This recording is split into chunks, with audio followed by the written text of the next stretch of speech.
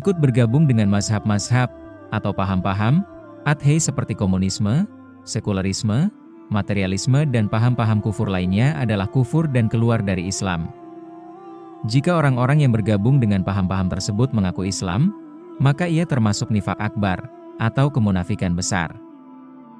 Karena sesungguhnya orang-orang munafik itu mengaku Islam secara lahiriah, tetapi secara batiniah atau sesungguhnya mereka bersama orang-orang kafir.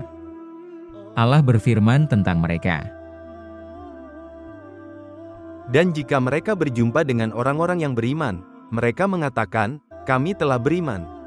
Dan bila mereka kembali pada setan-setan mereka, mereka mengatakan, sesungguhnya kami sependirian dengan kamu, kami hanyalah berolok-olok. Surah Al-Baqarah ayat 14. Dan juga ayat-ayat, yaitu, orang-orang yang menunggu-nunggu peristiwa yang akan terjadi pada dirimu, hai orang-orang mukmin. Maka jika kamu mendapat kemenangan dari Allah, mereka berkata, bukankah kami turut berperang besertamu? Dan jika orang-orang kafir mendapat keberuntungan atau kemenangan, mereka berkata, bukankah kami turut memenangkanmu dan membela kamu dari orang-orang mukmin? Surah An-Nisa ayat 141. Orang-orang munafik adalah penipu. Masing-masing mereka memiliki dua wajah.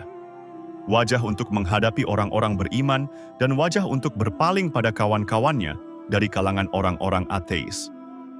Mereka juga memiliki dua lisan. Lisan yang secara lahiriah diterima oleh umat Islam dan lisan yang mengungkapkan tentang rahasia mereka yang tersembunyi.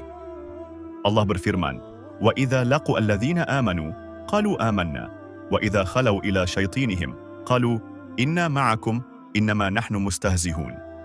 Dan jika mereka berjumpa dengan orang-orang yang beriman, mereka mengatakan, kami telah beriman. Dan bila mereka kembali pada setan-setan mereka, mereka mengatakan, sesungguhnya kami sependirian dengan kamu, kami hanyalah berolok-olok. Surah Al-Baqarah ayat 14. Mereka berpaling dari Al-Quran dan As-Sunnah dengan mengolok-olok dan merendahkan para pengikutnya. Mereka enggan tunduk terhadap hukum kedua wahyu tersebut karena merasa bangga terhadap ilmu yang mereka miliki, padahal memperbanyak ilmu tersebut tidaklah bermanfaat, bahkan malah menambah keburukan dan kesombongan. Karena itu, engkau melihat mereka senantiasa mengolok-olok orang-orang yang berpegang teguh dengan wahyu yang nyata. Allah berfirman, Allahu yastahzi'u bihim wa yamudduhum fi tughyanihim ya'mahun. Allah akan membalas olok-olokan mereka dan membiarkan mereka terombang-ambing dalam kesesatan mereka. Surah Al-Baqarah ayat 15. Allah memerintahkan agar kita bergabung dengan orang-orang beriman, ya ayyuhalladzina amanu ittaqullaha wa kunu ma'as shadiqin. Hai orang-orang yang beriman, bertakwalah kepada Allah dan hendaklah kamu bersama orang-orang yang benar. Surah At-Taubah ayat 119. Mazhab-mazhab ateis tersebut adalah mazhab-mazhab yang menyimpang karena didirikan di atas kebatilan. Komunisme misalnya, mengingkari wujud pencipta dan memerangi agama-agama samawiyah. Barang siapa rela dengan akalnya untuk hidup tanpa akidah, serta mengingkari kepastian hukum akal, maka berarti ia menafikan akalnya. Lalu sekularisme mengingkari agama-agama dan hanya bersandar kepada materi yang tidak memiliki orientasi dan tujuan dalam hidup ini, selain kehidupan hewani. Kapitalisme yang dipentingkan hanya mengumpulkan harta dari mana saja, tanpa mempedulikan halal haram, kasih sayang, dan tanpa peduli kepada orang-orang fakir dan miskin. Dasar perekonomiannya adalah ribawi yang berarti memerangi Allah Subhanahu wa Ta'ala dan Rasul-Nya, dan karenanya negara serta pribadi menjadi hancur dan menghisap darah rakyat miskin. Karena itu, setiap orang yang berakal, apalagi yang memiliki sedikit iman, tak mungkin rela hidup berdasarkan mazhab-mazhab ini. Hidup tanpa akal, agama, tujuan yang benar yang senantiasa diupayakan dan dipertahankan. Mazhab-mazhab ini masuk ke negara-negara Islam saat mayoritas mereka kehilangan din yang lurus dan terdidik di atas kelalaian, serta hidup sekedar menjadi penurut dan pengekor. Bergabung dengan kelompok-kelompok jahiliyah serta fanatik terhadap rasialisme adalah suatu kekufuran dan kemurtadan dari Islam. Sebab Islam menolak fanatisme dan kebangkitan jahiliyah. Allah berfirman, "Ya ayyuhan nasu inna khalaqtakum min dzakarin wa untha wa ja'alnakum syu'uban wa qababila lita'arafu inna akramakum 'indallahi anqanakum." Hai manusia, sesungguhnya kami menciptakan kamu dari seorang laki-laki dan seorang perempuan dan menjadikan kamu berbangsa-bangsa dan bersuku-suku supaya kamu saling kenal mengenal. Sesungguhnya orang yang paling mulia di antara kamu di sisi Allah ialah orang yang paling bertakwa. Surah Al-Hujurat ayat 13. Dan Nabi bersabda, "Laisa minna man da'a ila asabiyyatin, wa laisa minna man qatala ala asabiyyatin, wa laisa minna man ghadiba li asabiyyatin."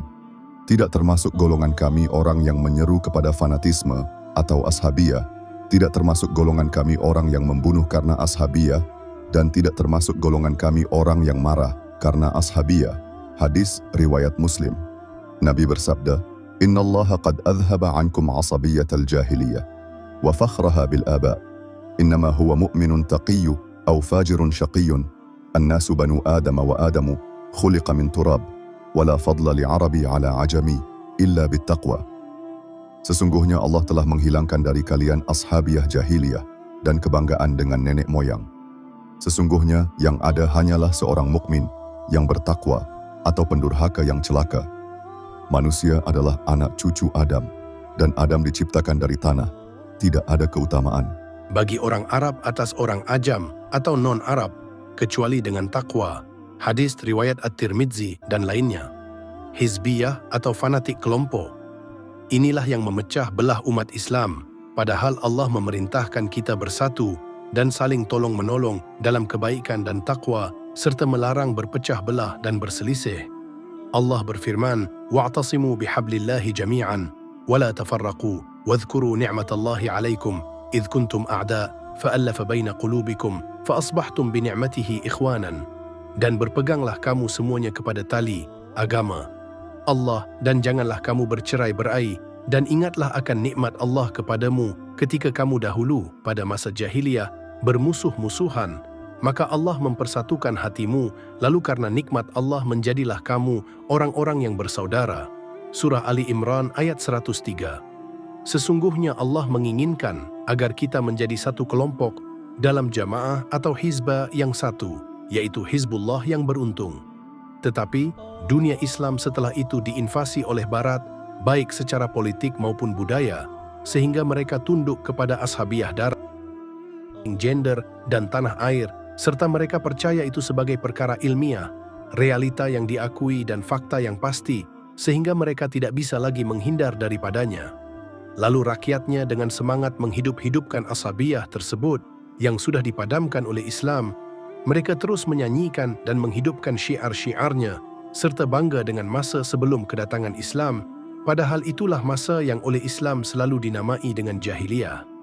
Allah memberi nikmat kepada umat Islam untuk keluar dari masa jahiliyah dan menganjurkan mereka agar mensyukuri nikmat tersebut. Naluri seorang mukmin adalah hendaknya ia tidak menyebut tentang jahiliyah, baik masa silam maupun yang terdekat, kecuali dengan perasaan kebencian, ketidaksukaan, kemarahan dan hati yang menggeram. Bukankah seorang bekas penghuni penjara yang disiksa kemudian dilepaskan, lalu ketika diceritakan hari-hari penahanannya, penyiksaan dan penghinaan terhadap dirinya, hatinya begitu menggeram menahan luapan amarah? Dan bukankah seorang yang telah sembuh dari sakitnya yang parah dan lama, bahkan hampir saja ia mati pada hari-hari sakitnya itu, lalu ketika diingatkan, hatinya menjadi gundah dan wajahnya pucat pasi? Sungguh wajib dipahami bahwa hizbiyah-hizbiyah tersebut adalah suatu azab yang diturunkan Allah atas orang-orang yang berpaling dari syariatnya dan mengingkari agamanya. Allah berfirman, "Qul huwal qadiru ala an yab'atha 'alaikum 'adzaban min fawqikum aw min tahti arjulikum aw yalbisakum syi'a wa yudhiqa ba'dakum ba'sa ba'din." Katakanlah, Dia yang berkuasa untuk mengirimkan azab kepadamu dari atas kamu atau dari bawah kakimu, atau Dia mencampurkan kamu dalam golongan-golongan yang saling bertentangan dan merasakan kepada sebagian kamu keganasan sebagian yang lain. Surah Al-An'am ayat 65. Rasulullah bersabda, "Bainahum wa ma lam tahkum a'immatuhum bi kitabillah illa ja'alallahu ba'sahum." Dan selama pemimpin-pemimpin mereka tidak memutuskan hukum dengan kitabullah, melainkan Allah pasti akan menjadikan siksaan di antara mereka. Hadis riwayat Ibnu Majah. Sesungguhnya fanatik terhadap golongan-golongan menyebabkan ditolaknya kebenaran yang ada pada orang lain, sebagaimana keadaan orang-orang Yahudi yang kepada mereka Allah berfirman, "Wa idza qila lahum aminu bima anzalallah, qalu nu'minu bima unzila alaina wa yakfuruna bima wara'ahu wa huwa al-haqqu musaddiqan lima ma'ahum." Dan apabila dikatakan kepada mereka, berimanlah kepada Al-Quran yang diturunkan Allah, mereka berkata, kami hanya beriman kepada apa yang diturunkan kepada kami. Dan mereka kafir kepada Al-Quran yang diturunkan sesudahnya, sedangkan Al-Quran itu adalah kitab yang hak, yang membenarkan apa yang ada pada mereka. Surah Al-Baqarah ayat 91. Juga sama dengan keadaan orang-orang jahiliyah yang menolak kebenaran yang dibawa oleh Rasulullah kepada mereka, karena fanatik dengan apa yang ada pada nenek moyang mereka.